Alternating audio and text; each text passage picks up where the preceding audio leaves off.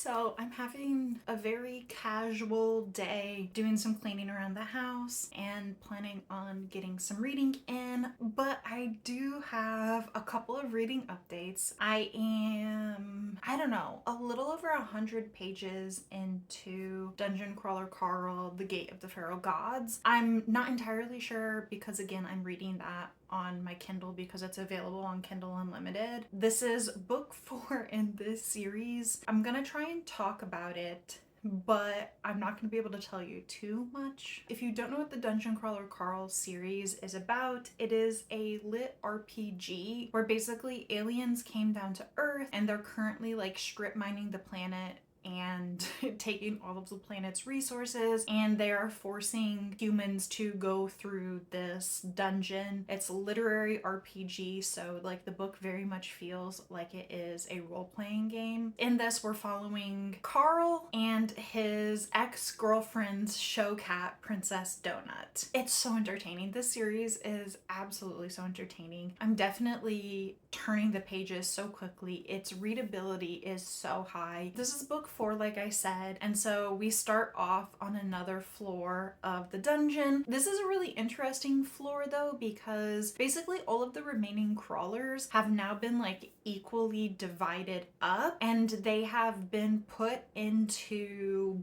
bubbles where their like average level within the bubble is as same as they can get it. And then in each bubble, there are 4 quadrants. There's water, land, air, and like underground. Because Carl and Donna and Katya are so high level because of all of the absolutely bonkers shit they get up to, everyone else that's like in the bubble with them is way behind and way lower level. And so it does kind of make for an interesting time. In this specific situation, they're divided up into these quadrants within each bubble. They cannot get out of their quadrant until they defeat the castle in that quadrant. All of the castles across all of the quadrants across all of the bubbles are different. So you're in a quadrant, and then once you defeat the castle in your quadrant, you can go to the other quadrants. The stairs to get down to the next floor of the dungeon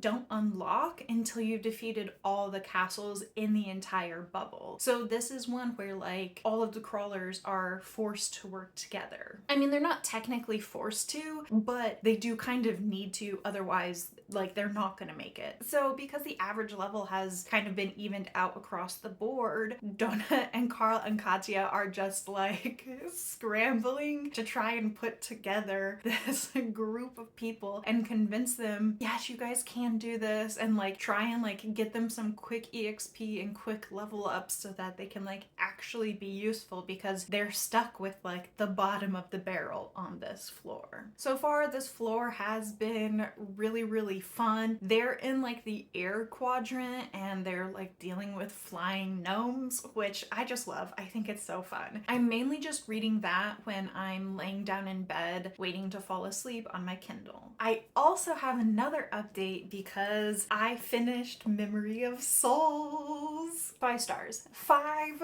freaking stars. Easily my favorite book in this series so far. I love it so much. It's so good. This is the 3rd book in the Chorus of Dragon series. So again, I'm sorry, bad updates because I really can't tell you very much about this, but this is an epic adult high fantasy series and there's just a lot going on. Honestly, this series has just absolutely everything in it. Like, it's so fantastic. I'm obsessed with this series. I love the writing. I love the characters. The plot is so very interesting. Like, it's so good. This series is also like really interesting because in book 1, as we're acclimating to the world and meeting most of the characters that we're going to interact with, we're kind of presented with this problem, which then turns into a bigger problem, which then turns into a bigger problem by the time we're here. But we're presented with this problem and it does initially seem very much like a good versus evil case. But what makes this series so very interesting is that by the time we reach book 3, good versus evil, the lines have become so very blurred. I think that you could definitely have like a lot of moral and ethical discussions within this book. There's quite a few conversations about power and how that corrupts people, and what are you willing to do for the greater good, and are people redeemable, things like that. I can't even really like explain what this series is about. Like, it's just read it. This is 5 stars. I'm absolutely obsessed, and I do want to just say that they finally kissed. If you know what I'm talking about, then you know, but they finally kissed. I was grinning like a fool when that finally happened. I was like, God damn, I've been waiting 2.5 books. It's about damn time you guys kiss. 5 stars. I'm absolutely obsessed. I cannot wait to read the last 2 books in this series. I don't know what's gonna happen, especially not with like the end of this, the way this ended. Like, what? Hello? You should read this series. And if you saw the footage, you know that I also went to the bookstore. Jake was like, hey, I have a doctor's appointment. Do you want to come with me and you can go to the bookstore? And I was like, what do you think? I have a little book haul for you guys. It's more than just what I got from the bookstore. First things first, Kitty, I want you to not be disappointed with me. I know in the footage I picked up The Spear Cuts Through Water. I actually did not end up getting it for 2 reasons. First of all, because one of the books I did get, I found, and it was on a discounted table, and so it was $5 off, and so I wanted it and I bought it. But also, they only had 1 copy of The Spear Cuts Through Water, and the back of it was damaged, and so I didn't want to buy the damaged book, because I do think that that's going to be a 5-star book for me, and like potentially might be like a favorite book, so I didn't want to buy a damaged copy. I did get 2 books from the bookstore. First up, this is the one that was $5 off. I don't know why, because this book just came out. Like, why are they giving us a discount? I don't know, but I'll take it. So I got the new Sylvia Moreno Garcia, The Bewitching. This is a multi-generational historical witch story. Perfect. I read a couple of Sylvia Moreno Garcia's books already, and I have liked to absolutely loved them. And I do think that this is going to be one that is like especially right up my alley. It's a witchy story, and I do love multi-generational stories most of the time. So I picked this one up. And then I also picked up The Raven Scholar, which is like a magical dark academia book. I had actually like sort of gotten a small stack of books that were like potentials for me, but I did try a chapter while I was waiting for Jake. And so I read the first chapter of like 4 different books, and this one was the most interesting first chapter. Plus, this is getting really good reviews, and like I do love a large floppy paperback. Hopefully I can get to it next month, but I mean, honestly, I have a lot of vampire books that I need to get to, so we'll see. The mini book haul doesn't end there. I did finally place my final book of the month box, and I do feel pretty lucky about this. The book I picked is Plain Nice by Rachel Harrison. This is an author that I've had my eye on for a while. People say that she's kind of like fun horror, like it's not really overly scary, it's a little bit silly and you have a good time. And you know, sometimes that's what I want. This one is also like a haunted house story / maybe there's a demon involved. I'm not entirely too sure, but I wanted to check this author out, so I decided to pick up this book. And then, using my last free credit that I had accumulated, I got The Possession of Alba Diaz by Isabel Canes. This is her 3rd book. I have read both of her previous books and I really enjoyed them. This is a gothic possession story, and I believe it also involves romance, because her books usually do. This is a weird one because I rated both of her previous books 4 stars and I really enjoyed them. I haven't had a 5-star from her yet, but the thing is I still kind of consider her a favorite author because she has some of my favorite prose. Isabel Canes is probably my favorite modern gothic writer. She just just absolutely knows what gothic writing is, and she nails it every single time. So like, to be honest, I'm gonna read every single book that she puts out because I just love her prose so much, and hopefully along the way I'll start giving her books 5 stars as well. She is an auto-buy author for me. These are my last 2 book of the month books. I've used up all my credits and we're moving on to Aardvark. And by moving on, I'm already there. Speaking of Aardvark, if you have an Aardvark subscription and you know me, you should not be surprised. I picked up Coffin Moon by Keith Rawson this month. It's a vampire story. So like, obviously I didn't have a choice. This is the one I had to pick. This is an adult horror novel, and it is a vampire story set in the 70s where we're following a man and his adopted niece on a kind of like road trip where they're hunting down vampires. And like, perfect, amazing. I have no notes for that synopsis. I'm absolutely gonna read this book. And then I do have a couple more because I had some pre-orders come in. First up, my pre-order of Catabasis by R.F. Kuang came in. I am hearing mixed reviews about it, but like, honestly, I have read and loved everything R.F. Kuang has put out so far. So if this one is a miss and I don't like it, I mean, I'm still fine with that. Like, I'm gonna read it no matter what. And I think most people's complaints about this is just simply that it's like really dense and very academic, and honestly, I'm kind of okay with that. I have read a lot of academic text throughout my life, and yeah, we're gonna give this a go. My pre-order of Blood Moon by Brittany S. Lewis came in.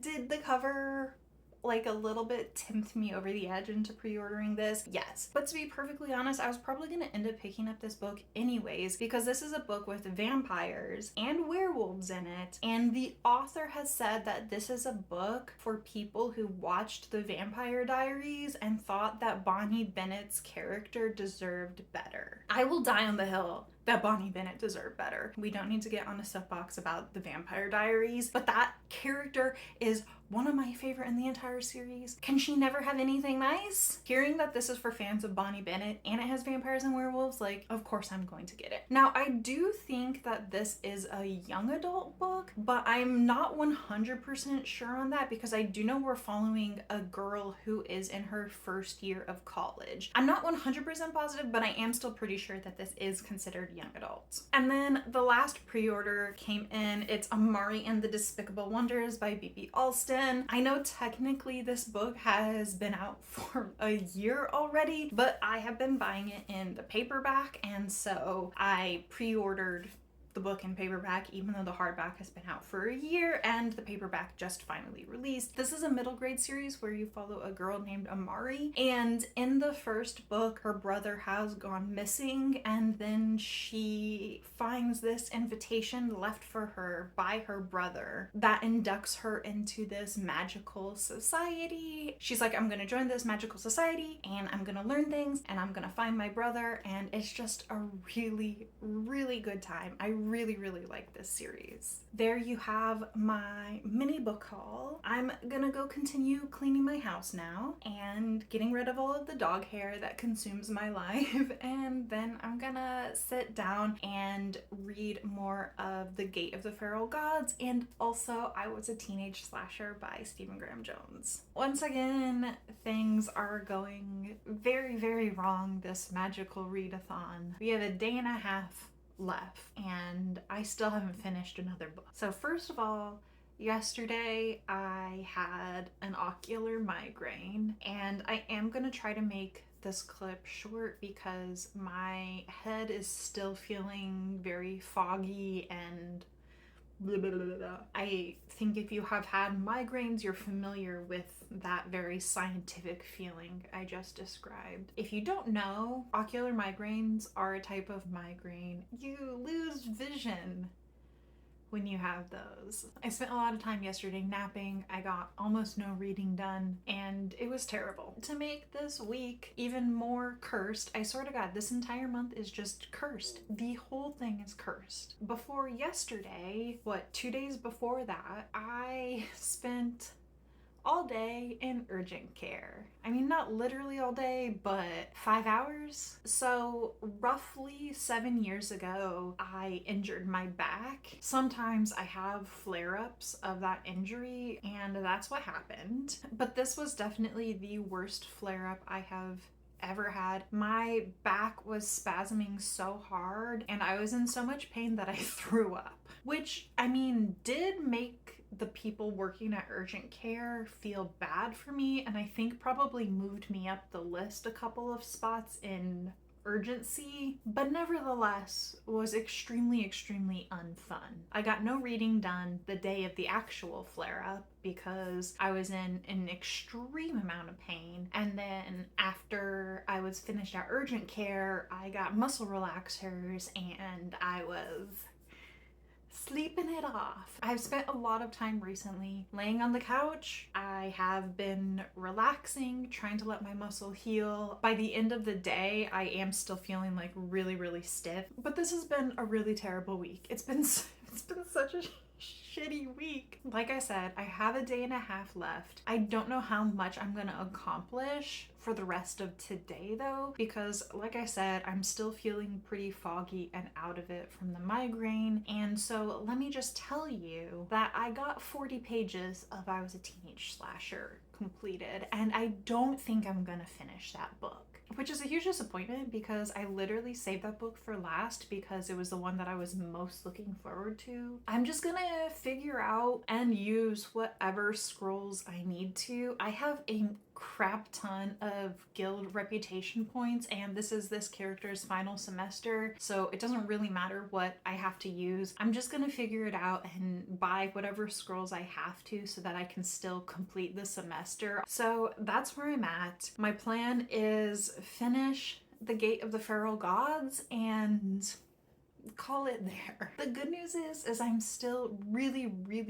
enjoying the Gate of the Feral Gods. It's so entertaining. Thankfully, I've still been able to read that with everything I had going on. Not during the ocular migraine. I did just want to say a quick update for that. I think I'm roughly halfway through, but again, I'm reading it on my Kindle, so I'm not actually sure because I never look at that. Like I said before, there's like these different quadrants or whatever in this. So the point that we're at, the water, like the underwater quadrant, was independently completed, and then Katya, Donna, and Carl completed the air quadrant in their bubble with some help. And then everyone kind of converged on the land quadrant. And the point that I'm at, they just finished the land quadrant. Let me just tell you, no matter what you guess is going to be like the boss within the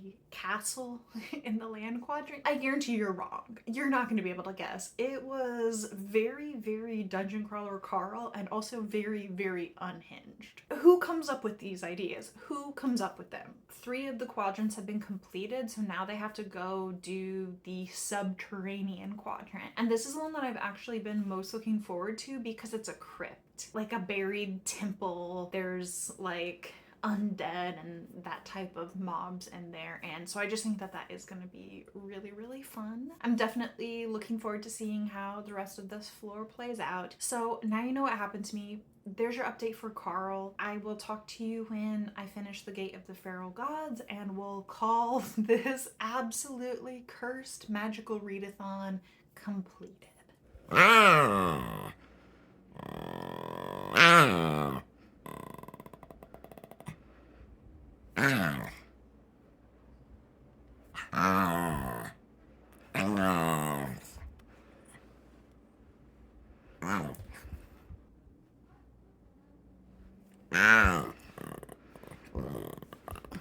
Literally, look at this. My dad has gotten so into gardening, and like this is so many apples. There's no way I'm gonna be able to eat all of these apples, but yeah, my parents brought me like 30 apples. I have finished the Gate of the Feral Gods. I do think it's quite fantastic. I'm giving this 4.5 stars. It's so close to a 5-star. It's just not quite there yet, but I'm still absolutely loving the series. Can't wait to continue. I'll just start with my 2 criticisms of this book and the reason that it's not 5 stars. And the first thing is that I kind of complained about this in books 1 and a little bit in book 2, but this book did like get a little bit technical. That's not exactly the right word, but I just can't figure out what the right word is. As part of this dungeon crawl, there are rules, and those rules exist within the dungeon. And so it's like Carl has super strength within the dungeon. That does not equate to what his actual strength was in like real life. Occasionally, Matt Dinniman will just get like a little too technical into explaining how the different intricacies work. If you were in the dungeon, that would be super important. And also, when you are playing a game, like if you yourself are the player of a game, it is important to know how the rules work. But I do think that occasionally within the book, it does get like a little bit bogged down by Matt Dinniman giving us just more information than we need as just a pure reader. I'm not sure though if everyone would agree with that statement because, again, I've talked about this before, but I play a lot of games. I am a really big gamer. It is possible that people who are not gamers but just read this book would disagree and be like, no, I appreciate all of the rules explained because like things are going over my head, I'm not understanding things. I don't know, I can only speak from my perspective. My other criticism is, unfortunately, this book does get a bit fat phobic in a couple of instances. I didn't really appreciate that. I didn't feel it was necessary. It did definitely affect my enjoyment. I do really hope moving forward that things like that will be better edited out because it's just unnecessary. Overall though, extremely entertaining. I still maintain that this is probably the most entertaining book series I have ever read in my entire life. It is a big book, but it is still extremely readable. I think it's like a 600-page book. It definitely does not feel like that. And I will say that the end of this book kind of goes in a direction that I really didn't anticipate. It was interesting, and I do like the way it went at the end. There's been a lot of character development from book 1 to this point, and we see some interesting things. First of all, I absolutely love Princess Donut. She's a very interesting character, and at least I think she's written well because Donut is a cat. The thing is she is an adult cat in the human world with an adult cat brain. When she goes into the dungeon, she gets this like special reward because she's the first cat into the dungeon, and it changes her so that she is the same level of intelligence as a human. When Donut first makes this change, it's just a completely different world for her, and her brain is adjusting to this massive change, and there's this process of her learning how things work and contextualizing things. But also, as the book goes on, you see Donut grow a lot, and you see points where she has her memories from being a cat, and now with like her human level intelligence, she is able to like recontextualize things that happened, and it is really interesting. She also is just like the polar opposite of Carl in terms of personality, and honestly I just think the dynamic between them is really cute. It is like, it's an adorable relationship. As the book goes on and Donut grows more and more into her personality, into who she really is, you also start to learn things that I think are really cute and funny. When book 1 starts out, Carl is like so adamant that Donut is like the most annoying cat and he doesn't like her and he doesn't like cats and blah blah blah blah blah. But as we learn more from Donut's perspective and like her memories and stuff, it becomes clear that like Carl is very much one of those like dads where it's like, don't you dare bring home a cat, don't you dare bring home a pet, and then like a week later they're like cuddled up with that cat like 24/7. That vibe is just really fun for me personally, so I do really like that. There's also, I think, a tremendous amount of growth in Carl within this book, in terms of like his ability to reach out and ask for help from other people. And also I think he has a change in perspective regarding other people in here, and that is an interesting development. I don't want to get into that. I never filmed an intro to this video.